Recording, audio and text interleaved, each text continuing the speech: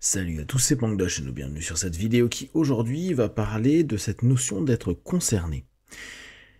J'écoute pas mal d'éléments politiques, que ce soit d'un pan politique gauche ou d'un pan politique droite, et je tente de capter, aussi bien dans les extrêmes que dans les modérés, un petit peu la façon de penser, alors que ce soit les marxistes ou que ce soit les extrémistes, parfois populistes de l'autre côté.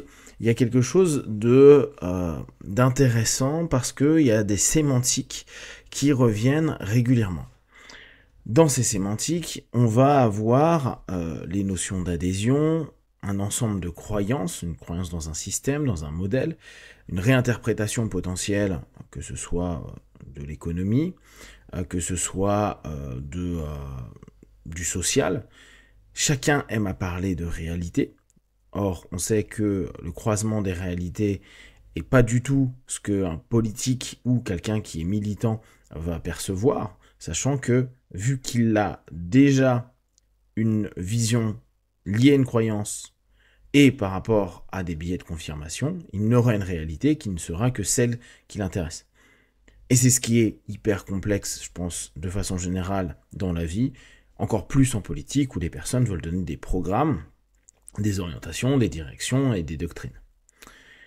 Un des éléments qui, moi, me marque le plus et qui paraît complètement anodin, c'est un mot, et c'est être concerné. Être concerné. J'ai trouvé ce mot vraiment utile et complexe.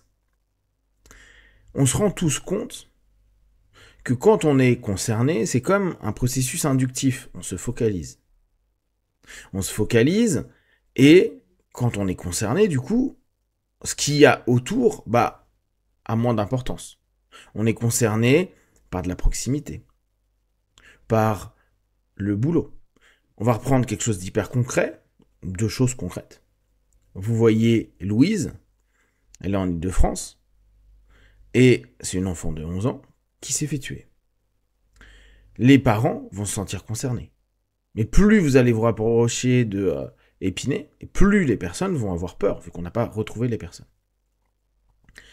On est concerné. On est concerné, et d'un coup, ce qu'il y a autour, ce qui pourrait être d'autres informations, ce qui pourrait être d'autres éléments et d'autres notions, diminue, voire même disparaît. Et on a un ensemble de croyances, de valeurs, de cheminement intellectuel, cognitif, et d'actions mises en place, qui sont juste orientées par l'événement, le fait, qui nous concerne. On peut prendre une autre actualité qui était chaude et qui va revenir sur le devant de la scène, c'est les auto-entrepreneurs. Les auto-entrepreneurs, on leur dit, les gars, maintenant, c'est 25K de chiffre d'affaires. Après, vous devez payer la TVA. Pour ceux qui regardent cette vidéo et qui n'ont aucune notion de ce qu'est un auto-entrepreneur, parce que salarié, parce que chef d'entreprise dans un autre type de structure, ça ne veut rien dire. Et à la limite, on s'en fout.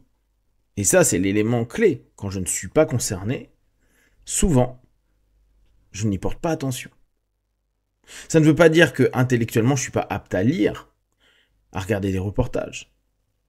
Mais on reste à nouveau dans un processus hypnotique, dans une dissociation.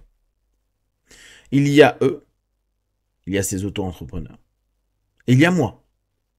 Et vu que je ne suis pas eux, je vois ça avec distance. Alors on pourrait se dire c'est super, parce que quand on est concerné, on a justement cette transe, on a été focalisé, on est dedans, on a des actions, on a de l'autosuggestion, qui très souvent nous amène à de l'autosuggestion et la réinterprétation des hétérosuggestions, donc des informations qu'il va y avoir, pour créer un ensemble d'éléments psycho-émotionnels où le facteur de jugement, le facteur critique est moins présent.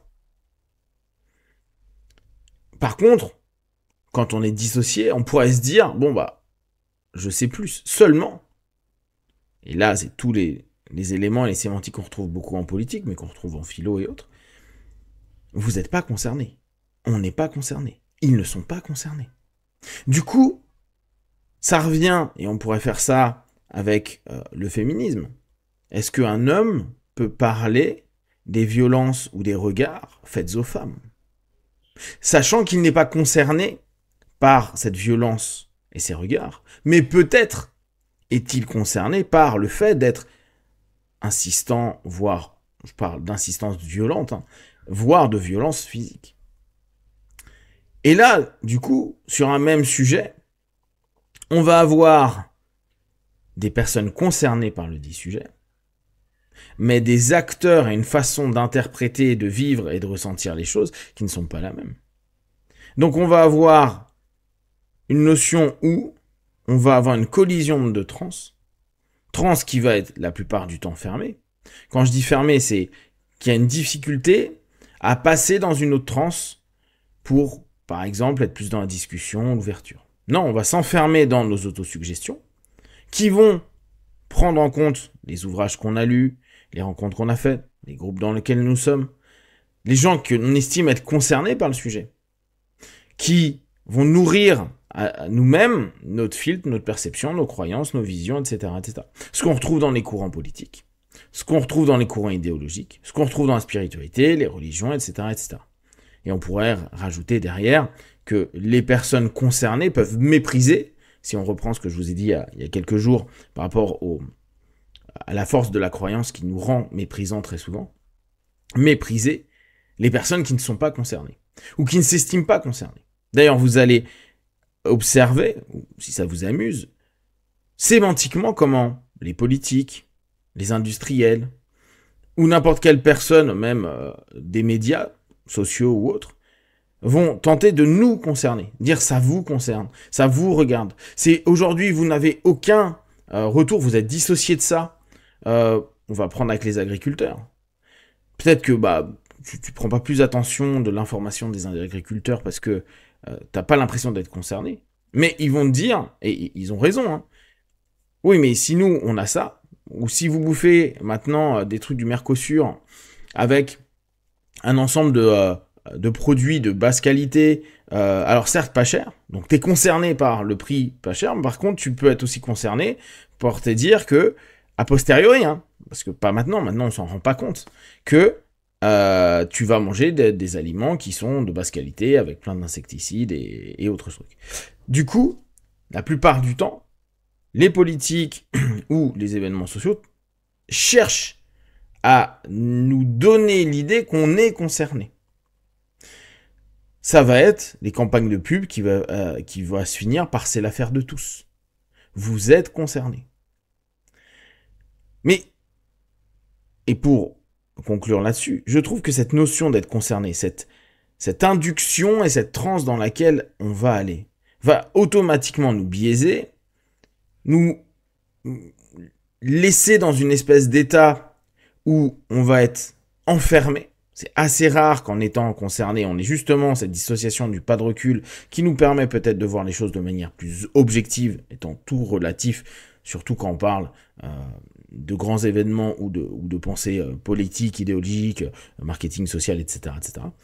Et du coup, on se retrouve dans le fait que être concerné nous distorde d'une réalité et nous impose très souvent une autre réalité, ensemble de suggestions auto et hétéro, liées à nos lectures, nos communications, nos échanges, etc., qui fait que être concerné, et là on va reprendre le mot politique de tout à l'heure, nous distord encore plus de la réalité, ou nous fait transformer la réalité en nous faisant croire, et là on est dans l'hallucination, confirmé par des biais de confirmation, attayé par des biais de confirmation, que nous sommes dans le réel, alors que, très certainement, parce qu'on est concerné, on commence à être de moins en moins dans un réel commun, mais dans un réel qui nous concerne, donc un cadre qui est réduit.